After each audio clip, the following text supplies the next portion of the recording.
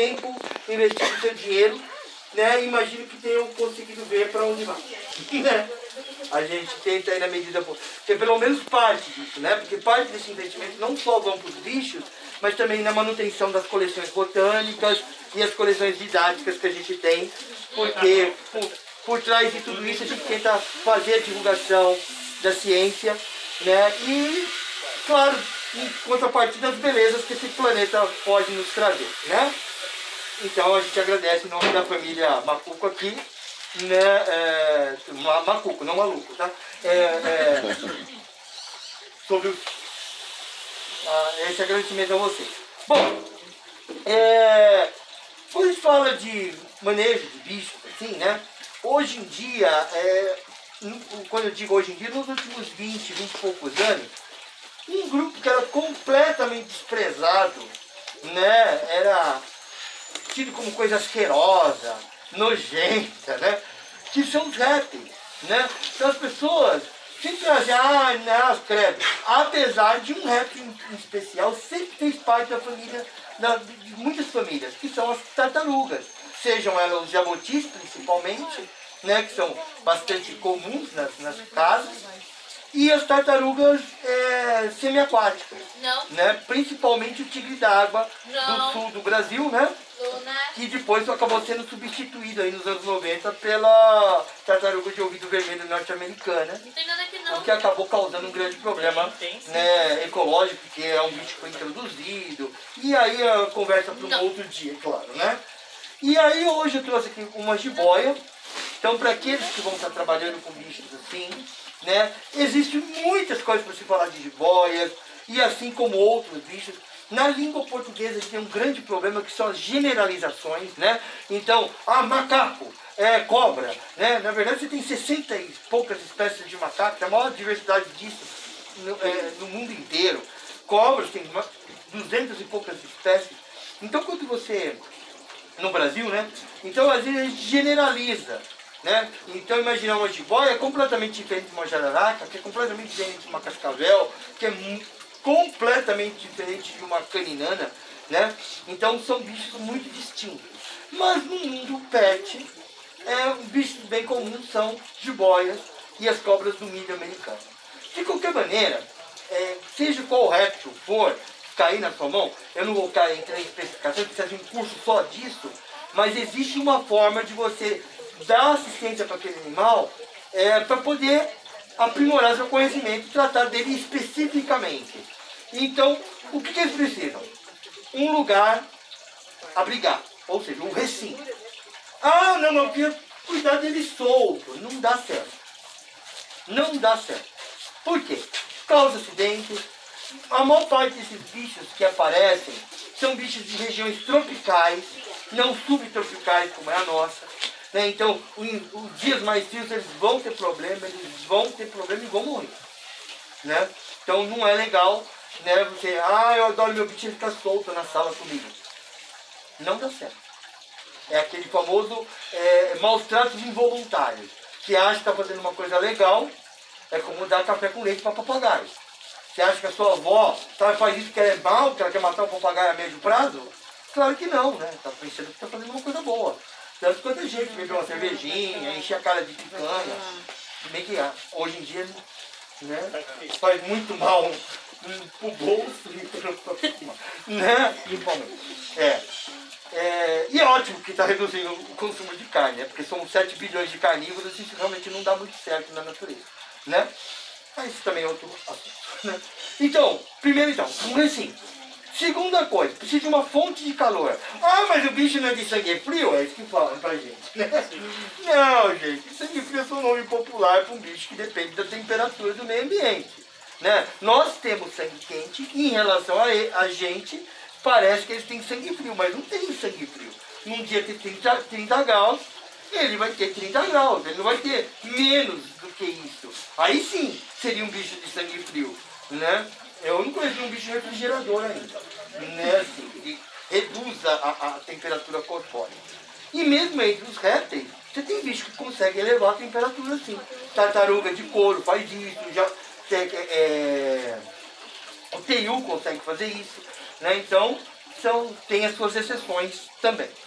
Então você tem que ter uma fonte de calor. Como pode ser essa fonte de calor? Pode ser uma lâmpada, uma pedra aquecida, um fio aquecido, e sempre lembrando do bicho estar protegido dessa fonte de calor direta. Por quê? Se for uma lâmpada, por exemplo, vai encostando e acaba queimando e causando problema. Água limpa e higiene. Com isso, você ganha dias para você estudar e tentar aprender a mexer com o bicho. Saber se precisa de luz, se não precisa, se precisa de um alimento específico, se não precisa, né? Então, tenho isso na cabeça.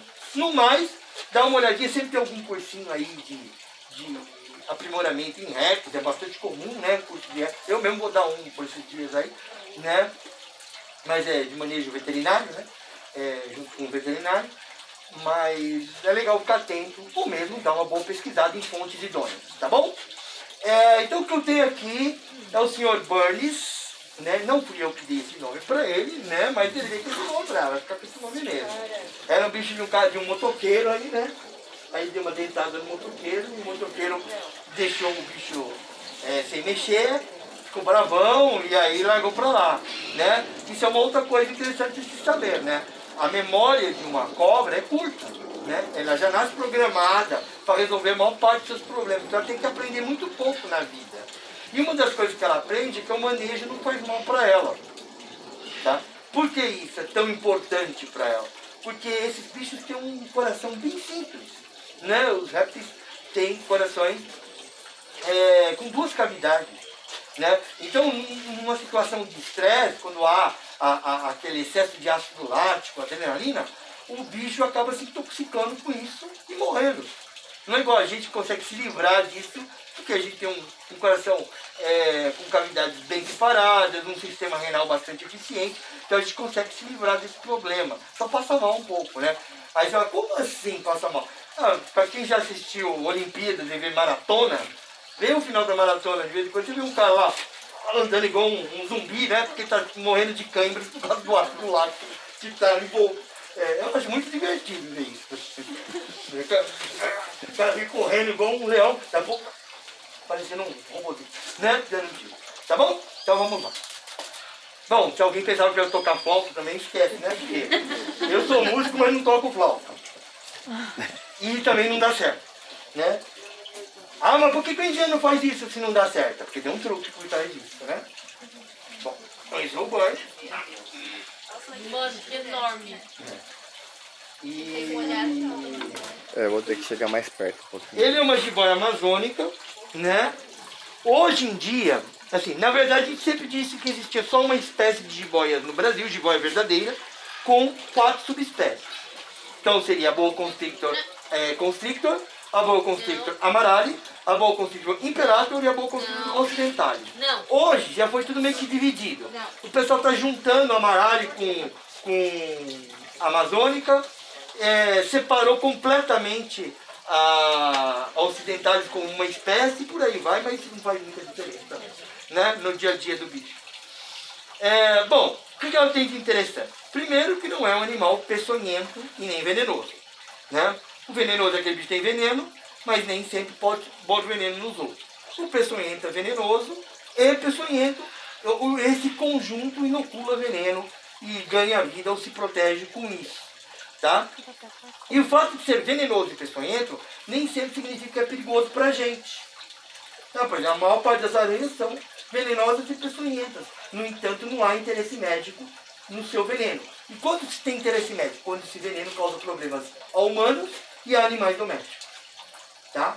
Então, por exemplo, no Brasil, o grupo das jararacas, das cascavéis, das surucucus e corais são bichos que têm interesse médico e deve-se tomar todo cuidado com eles. Tá? Então não precisa tomar cuidado com a jiboia. Claro que você pega um bicho de 2,5 metros, que ela te morde, te enrola, cara. Se não te matar, pode gangrenar pedaço. Você tá ferrado, velho. E dói pra caramba, né? Porque afinal de contas, dentro dessa boca tem quase 100 dentes aí. Divididos em 6 fileiras. 2 fileiras embaixo, 4 fileiras em cima. Que só serve para uma coisa, para segurar muito bem a presa. Eu até costumo falar, né? Que quando uma jiboia pega uma presa, a presa fica tão presa que quanto mais a presa tenta fugir, mais presa a presa fica presa. Né? Isso. Aí ela enrola, aperta, porque ela é um animal constritor. Nesse caso, tão evidente que até o nome tem isso, né? Boa constrictor, né?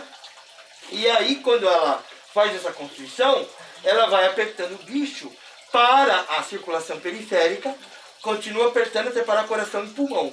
Portanto, a morte se dá por parada cardiorrespiratória de ação mecânica, né? Ai, mas não quebra osso? Não, não quebra osso. Ah, mas eu ouvi meu tio lá em Minas Gerais, a Sicuri, né? A Sicuri pegou lá o porquinho dele, apertou o porquinho, gritou e estralou tudo. Ah, com certeza estralou mesmo. Mas não era osso quebrando, não. São tendões se deslocando. Agora, falar que gritou pra caramba, eu ganhei mentiroso pra caramba, né? Eu duvido que esse porquinho tenha gritado mais que 2 ou 3 gritinhos. Porque o resto não ia sobrar muito oxigênio para ele gritar, não. Acaba o fôlego. Acaba o fôlego. E se fosse gritar é ruim, né? Porque certamente vai fazer falta esse oxigênio para ele, né? Uma vez que a presa esteja morta, como que uma cobra come? As serpentes, a exemplo de boa parte dos répteis, não mastigam, né? E no caso das serpentes em especial, elas têm uma adaptação que são os ossos quadrados. Esses ossos, elas conseguem expandir a mandíbula, né, lateralmente, né? Aí vem mais o osso da mandíbula propriamente dito. Não tem a mandíbula fundida e muito menos queixo que só o humano que tem, tá? Esse ossinho aqui do queixo, tá? Aí ela abre, né? E consegue projetar a face do neurocrânio. Então ela consegue engolir presas até 3 vezes mais largas do que ela. Dentro do corpo, ela basicamente foi um bicho que se alongou ao longo da evolução. É até redundante, né? Se alongou ao longo da evolução, né? Porque eram animais de hábito subterrâneo, onde pernas e braços só atrapalham.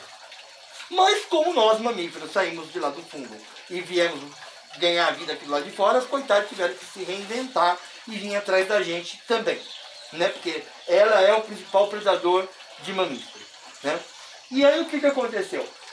Apesar de não ter braço nem perna, ela tem muitas articulações, muitas costelas, que chegam a quase 400, varia de 250 a 400 costelas, dependendo da espécie de cobra.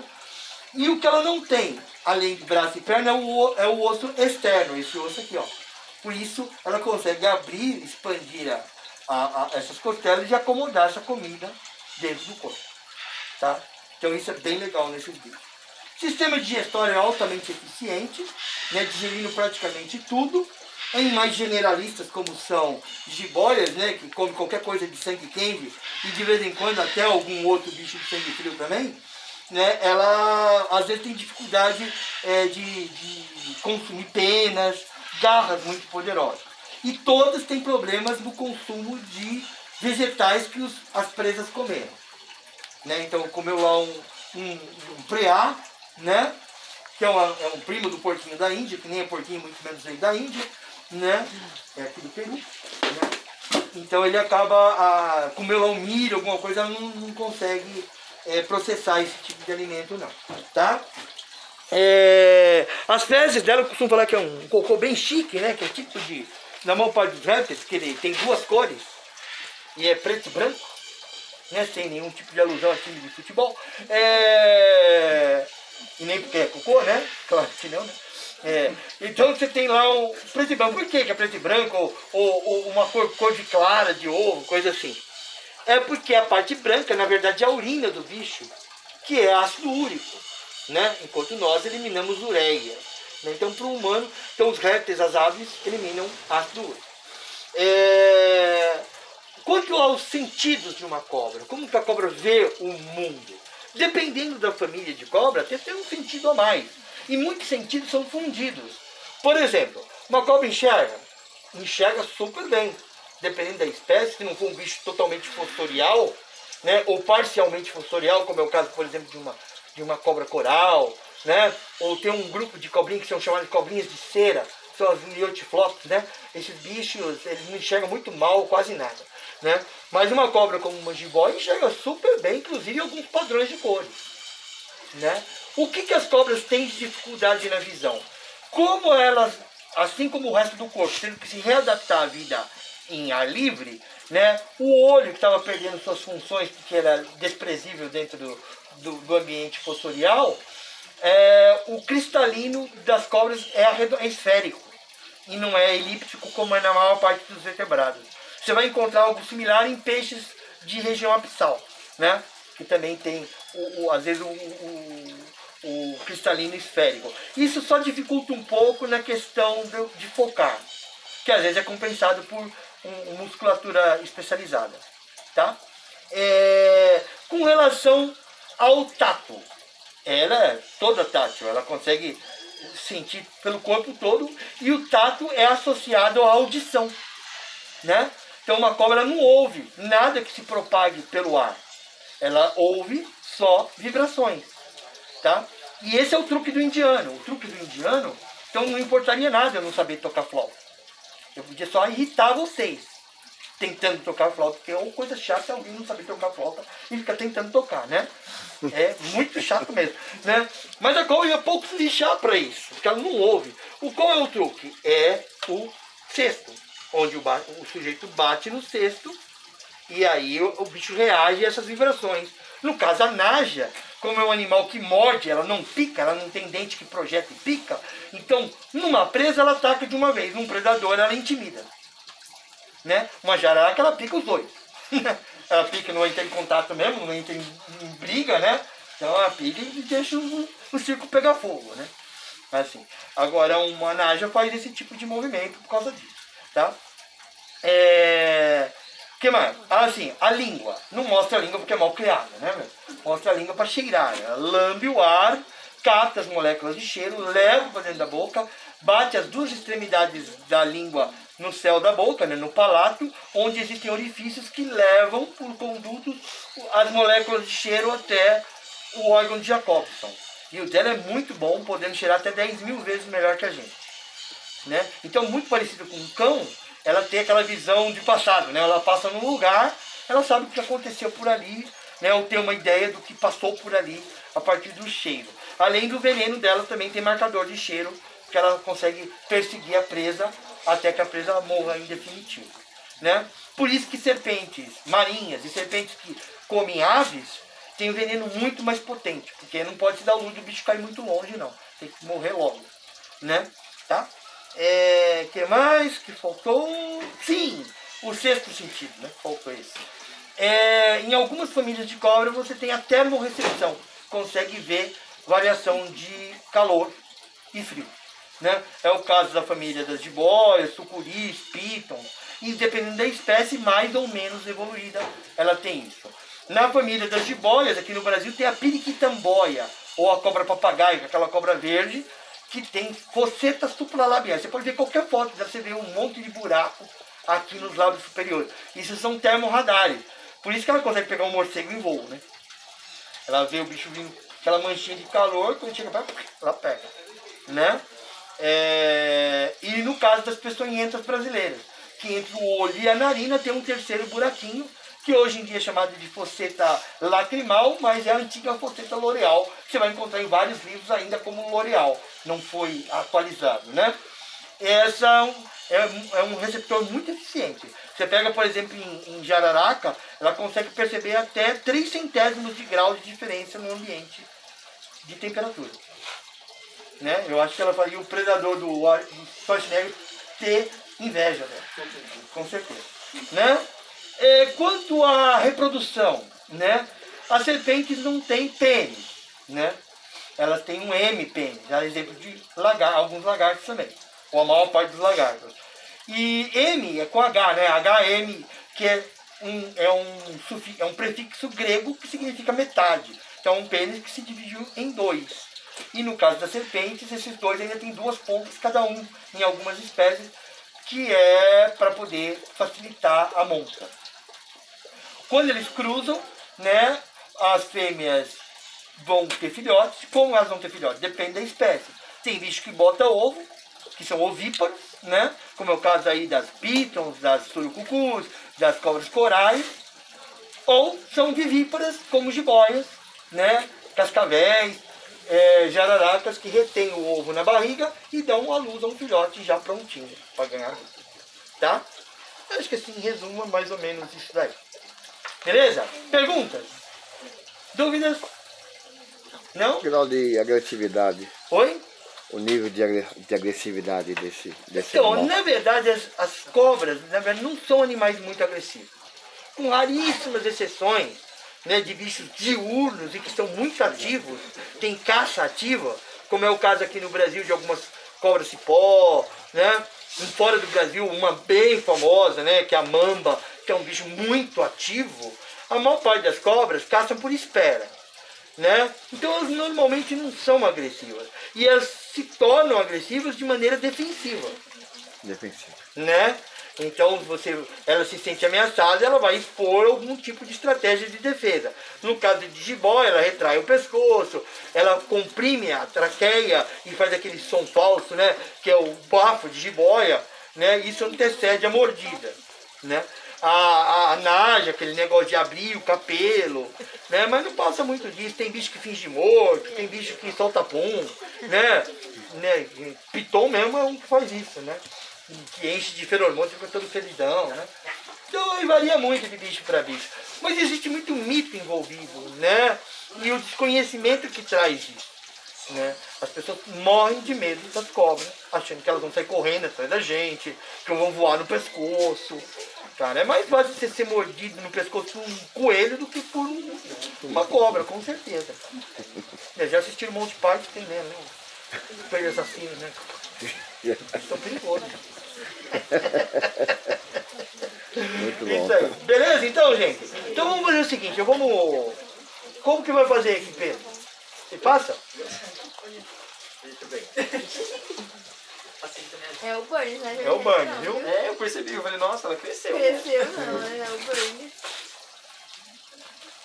É dos Simpsons? É o próprio. É mesmo? É. Não foi a gente que deu o nome. Onde vai? É. Tirar as coisas. Bom, vamos fazer o seguinte, pra não fazer música, vamos por grupos, em duplas, tá? Aí tem uma menina que vai ter que sair com a mãe. Isso, cadê? Quem é ela? É você? É você? É você? Que a mãe vem buscar. Então você vai primeiro, escolhe a sua dupla. Vamos aqui? Tem mais alguém que tem que sair muito cedo para o trabalho?